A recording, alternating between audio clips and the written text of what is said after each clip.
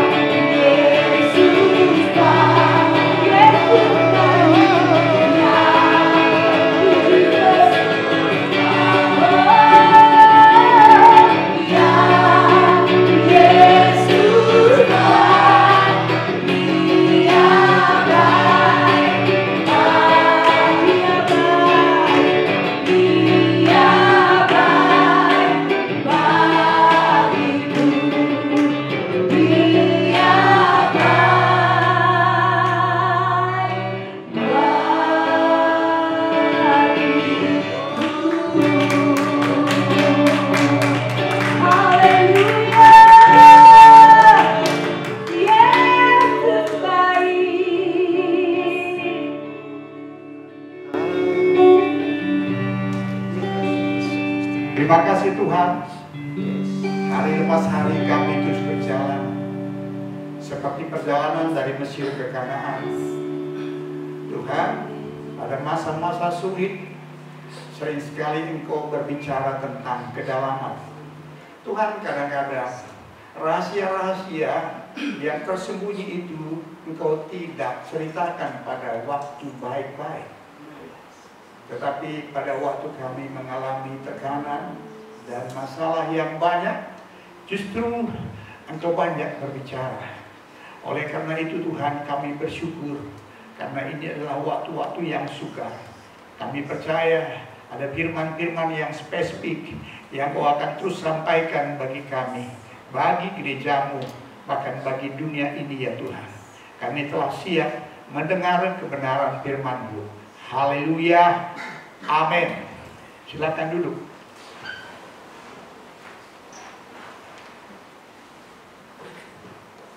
Baiklah saudara, pada hari Jumat yang lalu saya pergi ke kantor saya. Ternyata ada kami beberapa dosen kumpul di sana saudara ya. Mungkin karena sudah bosan di rumah saudara.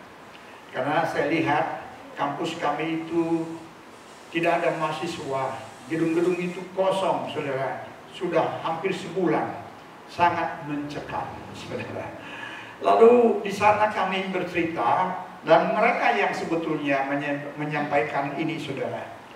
Dia bilang begini, waktu kami baca riset-riset tentang virus COVID-19 ini, mungkin ini masih lama berlangsung. Bahkan mereka mengatakannya, saudara, itu bisa sampai tahun 2021 akhir. Wow, saudara. Saya terkejut, saudara. Saudara, bayangkan kalau itu berakhirnya tahun 2021, saudara. Akhir. Sementara sekarang saja sudah begitu rumit. Sudah banyak orang yang di PHK. Sudah banyak orang dirumahkan. Sudah banyak orang yang tak punya penghasilan. Ini belum, ini masih pembukaan saja. Istilahnya ini baru halaman pertama, halaman kedua, saudara. Dan kesusahan ini akan lama. Lalu saudara, setelah pulang dari kantor, saya nyetir mobil, lalu pulang ke rumah. Di tengah jalan, saudara, saya teringat dengan firman, yaitu 5 gadis bijaksana dan 5 gadis yang bodoh. Saudara, apa yang diceritakan melalui firman 5 gadis bijaksana dan 5 gadis bodoh? Baiklah saudara, kita baca sebentar. Yang diambil dari Matius 25. Saya akan bacakan agak cepat supaya waktu kita tidak terlalu banyak habis, saudara. Pada waktu itu hal kerajaan sorga seumpama 10 gadis yang mengambil pelitanya dan pergi menyongsong mempelai laki-laki.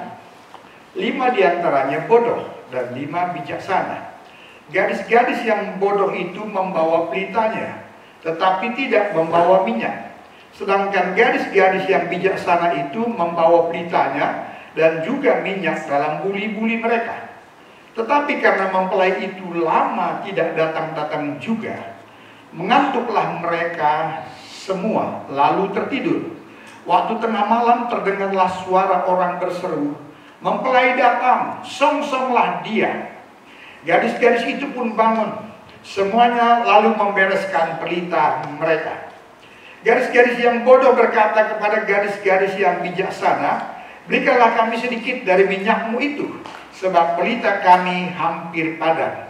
Tetapi jawab gadis-gadis yang bijaksana itu, "Tidak, nanti tidak cukup untuk kami dan untuk kamu. Lebih baik kamu pergi kepada penjual minyak dan beli di situ." Akan tetapi waktu mereka sedang pergi untuk membelinya, datanglah mempelai itu, dan mereka yang telah siap sedia masuk bersama-sama dengan dia ke ruang perjamuan kawin, lalu pintu ditutup. Kemudian datanglah juga gadis-gadis yang lain itu dan berkata, "Tuan, Tuan, bukakanlah kami pintu. Tetapi ia menjawab, aku berkata kepadamu, sesungguhnya aku tidak mengenal kamu. Karena itu berjaga-jagalah, sebab kamu tidak tahu akan hari maupun akan saatnya. Saudara, dikatakan di sini di dalam ayat 5, saudara, tetapi karena mempelai itu lama tidak datang-datang juga, mengantuklah mereka semua lalu tertidur. Apa maksudnya, saudara? Mereka juga mengalami penantian yang panjang. Saudara, saya percaya tadi, saudara, kalau begitu cepat pengantin itu datang, maka gadis yang bodoh pun, saudara, tidak akan masalah. Tetapi, saudara, yang menjadi masalah ketika pengantin itu lama datang. Saudara, itu yang kita hadapi sekarang. Kalau sekarang kita masih bisa happy-happy. Karena mungkin kita semua masih punya minyak. Walaupun sebagian tidak punya minyak cadangan. Tetapi saya percaya semua kita ini masih memiliki minyak. Tetapi saudara, ketika berlangsung 3 bulan lagi, maka sebagian akan kehabisan minyak. Tentu gadis yang bijaksana itulah yang memiliki minyak. Maksudnya, saudara, dengan kesusahan, dengan kesulitan yang lama, saudara, yang memiliki minyak cukup-cukup, mereka akan mengalami kesukaran. Mereka bisa murtad, saudara. Tetapi bagi orang yang memiliki minyak cadangan, dia happy. Dia terus dapat bertahan sampai pengantin itu tiba walaupun tengah malam. Lalu saudara, dikatakan tadi, apa sih maksudnya 5 gadis bijaksana? Apa sih maksudnya 5 gadis yang bodoh? Saudara, dikatakan tadi di dalam ayat 12, tetapi ia menjawab, aku berkata kepadamu, sesungguhnya aku tidak mengenal kamu. Artinya, saudara, ada 5 gadis yang bodoh ini, yang dikatakan oleh mempelai itu tidak mengenal 5 gadis bodoh ini. Berarti, saudara, tidak ada hubungan. Tidak ada hubungan. Saudara, berarti ada 10 gadis, 5 gadis yang memiliki hubungan, 5 gadis tidak memiliki hubungan. Saudara, saya sampaikan sedikit, saudara. Kenapa ada orang-orang yang memiliki hubungan? Kenapa ada juga orang-orang Kristen yang tidak memiliki hubungan? Saudara, apa yang pernah terjadi pada perjanjian lama lebih 2000 tahun yang lalu, saudara, yaitu pada zaman Musa, pada zaman Salomo, kita mengenal di situ ada bait Allah.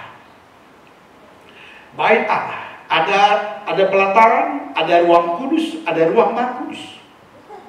Pada waktu itu, saudara, yang berhak atau yang boleh masuk ruang maha kudus hanyalah para imam-imam, para imam-imam yang terpilih.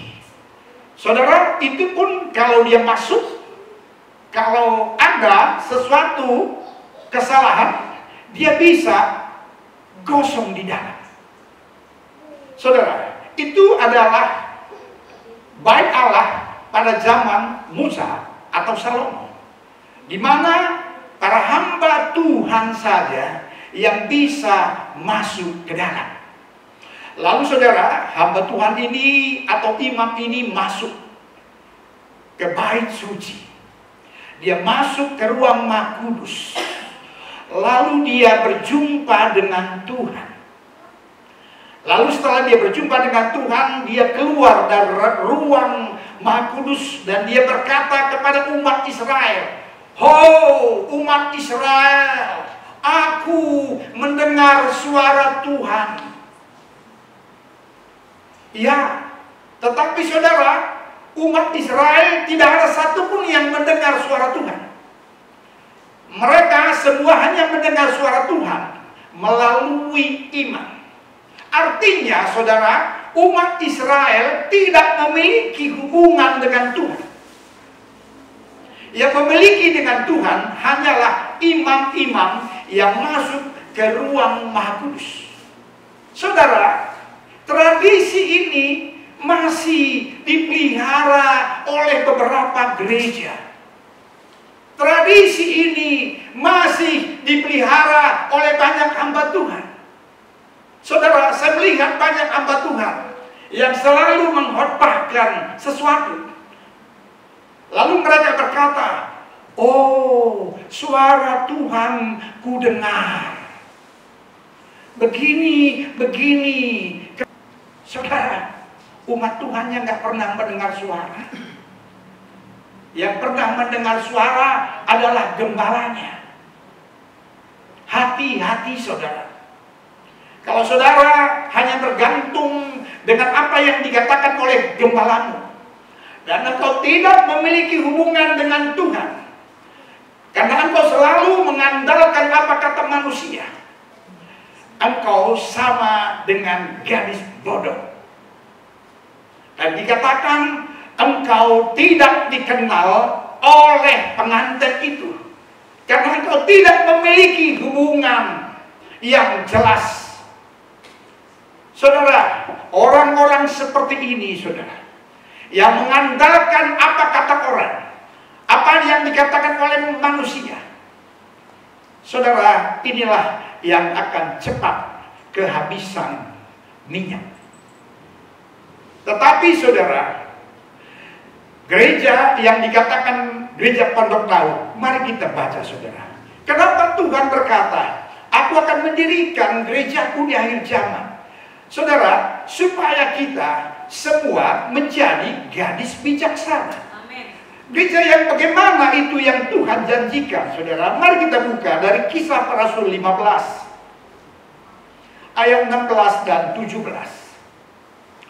"Kemudian aku akan kembali dan membangunkan kembali Pondok Daud yang telah roboh, dan reruntuhannya akan kubangun kembali dan akan kuteguhkan, supaya semua orang lain mencari Tuhan, dan segala bangsa yang tidak mengenal Allah yang kusebut milikku. Demikianlah firman Tuhan yang melakukan semuanya ini, yang telah diketahui dari sejak semula." Ayat 18. Saudara, apa yang dimaksud dengan Pondok Daud? Pondok Daud, di mana kita tahu? Kita tahu, saudara, dia bukan seorang imam. Dia seorang raja. Tetapi saudara, dengan kerendahan hati, karena Daud adalah seorang yang suka menyembah Tuhan, mengagungkan Tuhan, yang seharusnya tidak pantas untuk masuk ke ruang Maha Kudus, Daud itu masuk. Dan Daud itu tidak gosong, saudara. Dan Daud mengatakan kepada umat Israel, "Mari kita masuk ke ruang Maha Kudus." Semua kepada umat Israel. Dan semua masuk berhadapan dengan tabut, dan mereka tidak gosong. Artinya apa, saudara?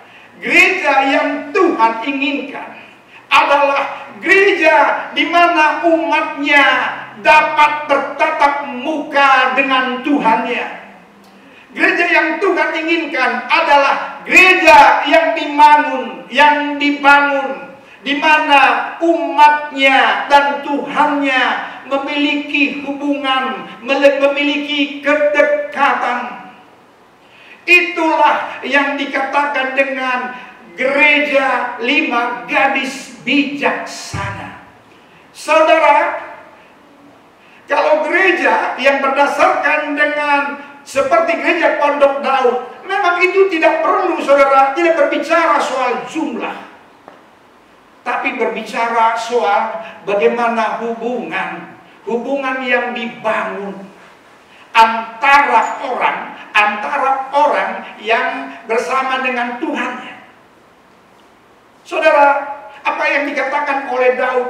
ketika dia sering masuk ke ruang Maha Kudus itu, saudara, dia berkata, wow, disinilah kutemukan sebuah sukacita, disinilah kutemukan sebuah kekayaan yang melampaui segalanya.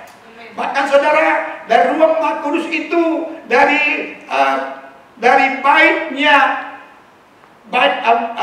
rumah Allah yang dibangun oleh Daud itu, saudara, di situ dinyanyikan, lebih baik satu hari di pelataranmu daripada 1000 hari di tempat lain. Saudara, ketika masuk kita ke ruang Maha Kudus, saudara, dikatakan Daud, dikatakan oleh orang-orang yang ada di sana, kita mengalami kepuasan lebih daripada semua. Sehingga saudara, ketika kita beribadah di gereja Pondok Daud, itu bukan lagi ditentukan seberapa besar gedung gerejanya, seberapa banyak orang beribadah. Karena engkau akan puas ketika engkau mengalami Tuhan. Engkau akan terus mengatakan bahwa Tuhan itu luar biasa. Saudara, ketika nanti masalah ini terus panjang,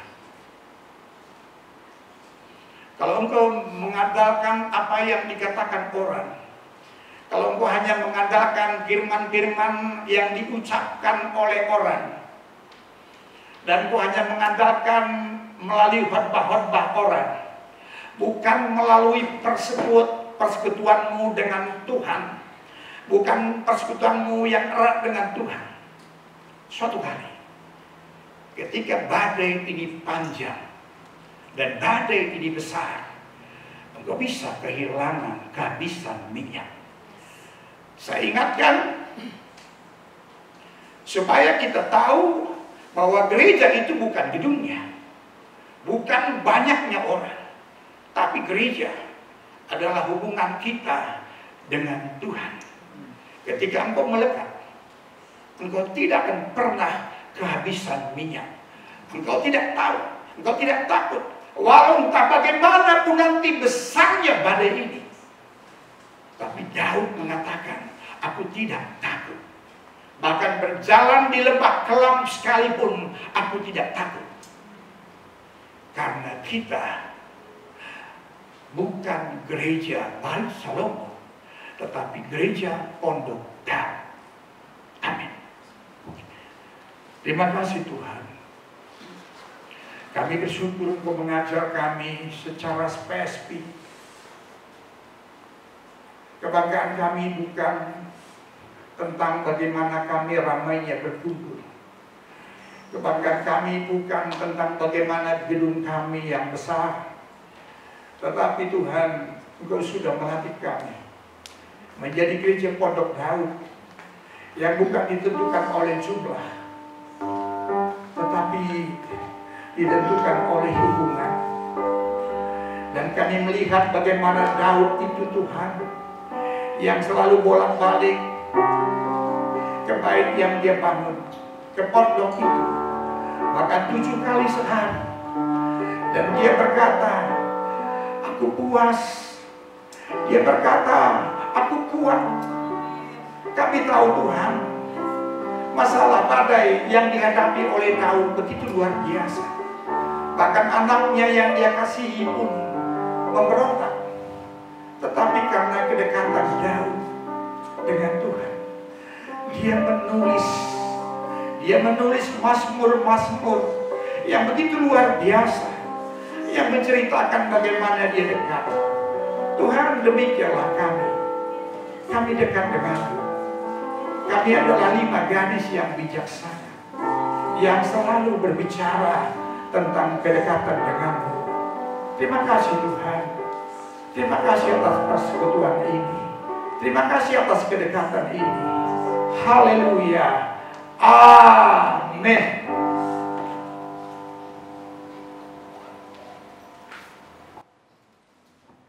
Haleluya. Saya percaya sore hari ini kita semua diberkati oleh kebenaran firman Tuhan. Amin. Yang diberkati oleh kebenaran firman Tuhan boleh lambaikan tangannya buat Tuhan kita yang ajaib. Haleluya. Luar biasa. Baiklah, sekarang kita sampai pada pengumuman bagi yang pertama, bagi seluruh jemaat GKKI Philadelphia yang ingin memberikan persembahan minggu, boleh segera mengisi list supaya bisa dijemput oleh panitia. Boleh mengisi list di grup jemaat GKKI Philadelphia. Amin. Lalu pengumuman yang kedua adalah untuk minggu depan tetap kita akan melakukan ibadah minggu live streaming. Tetap tonton, tetap nantikan, tetap bergabung supaya kita bisa bersama-sama memuji dan menyembah Tuhan, supaya kita bisa bersama-sama terus mendengarkan suara firman Tuhan. Amin. Baiklah, lalu yang ketiga, bagi seluruh jemaat GKKI Philadelphia tadi persembahan minggu yang juga ingin memberikan persembahan misi dan juga perpuluhan, nanti bisa dititip bersama dengan persembahan minggu kepada panitia yang akan menjemput ke rumah Bapak Ibu saudara-saudari. Amin. Jangan lupa di amplopnya ditulis ini untuk persembahan minggu, ini untuk perpuluhan, atau ini untuk misi. Oke, tetap semangat, tetap bergelora di dalam Tuhan, dan tetap melekat kepada Tuhan. Amin. Baiklah, kita akan menutup ibadah kita pada sore hari ini. Saya mengundang kita semua untuk bangkit berdiri. Oleh karena kemurahan Tuhan, amin. Kita percaya kalau kita boleh ada semuanya karena kemurahan Tuhan.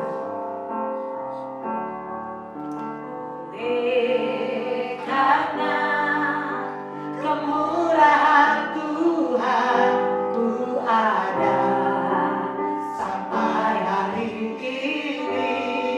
Oleh karena kebaikan Tuhan, janji-Mu terjadi bagiku. Ku sembah Tuhan, ku mengangkat tanganku, selamanya Kau ajaib bagiku. Ku sembah Kau Tuhan, ku mengangkat wajahku, selamanya Kau hebat bagiku. Bersama-sama oleh karena kemurahan Tuhan. Amin. Karena kemurahan Tuhan ku ada sampai hari ini. Thank you Jesus. Karena kebaikan Tuhan, janji-Mu terjadi. Mari bersama-sama kita menyembah Tuhan. Ku sembah Kau Tuhan, ku mengangkat tanganku, selamanya Kau ajaib bagiku. Ku sembah Kau Tuhan, ku mengangkat wajahku, selamanya Kau hebat bagiku. Ku sembah Kau Tuhan, ku mengangkat tanganku, selamanya Kau ajaib bagiku. Ku sembah Kau Tuhan, ku mengangkat wajahku, selamanya Kau hebat bagiku. Selamanya Kau hebat bagiku. Katakan selamanya Kau hebat bagiku.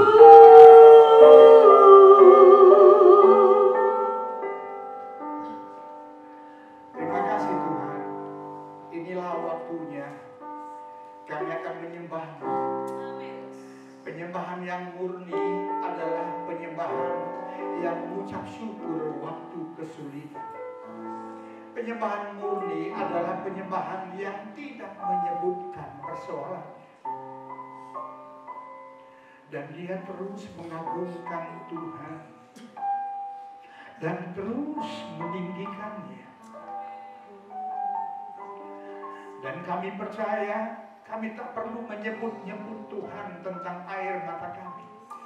Tetapi yang kami kerjakan adalah menyenangkan-Mu terus ya Tuhan. Karena kami percaya Engkau sangat mengasihi kami. Orang yang menyembah-Mu Tuhan, orang yang selalu tersungkur kepada-Mu, Engkau mengatakan adalah orang-orang yang dekat dengan-Mu.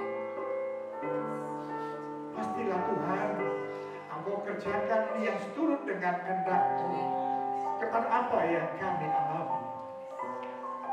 Kami sungguh percaya Dialah Tuhan kami semua, jemaat Philadelphia atau orang-orang kudus-Mu Tuhan. Pada saat-saat sukar ini kami mampu menyembah-Mu, mengagungkan-Mu, supaya Tuhan kami mendapatkan sukacita seperti Daud dapatkan ya Tuhan. Terima kasih Bapa, perlindungan-Mu sungguh luar biasa. Kami percaya virus COVID-19 tak mampu menyentuh orang-orang yang minyaknya penuh, orang yang minyaknya double porsi, karena dia adalah kesayangan Tuhan. Terima kasih. Sebentar kita akan undur dari tempat ini.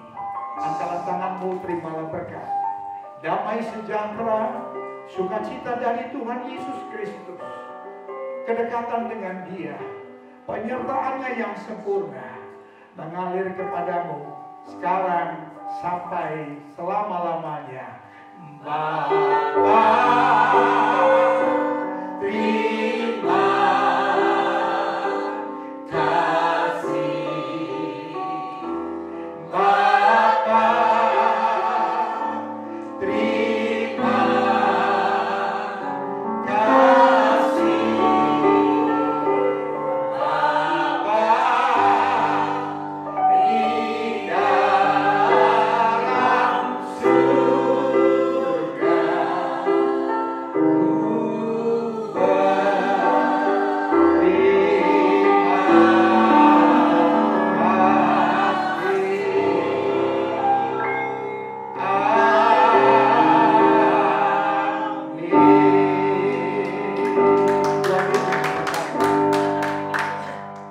Selamat hari Minggu. Selamat hari Minggu.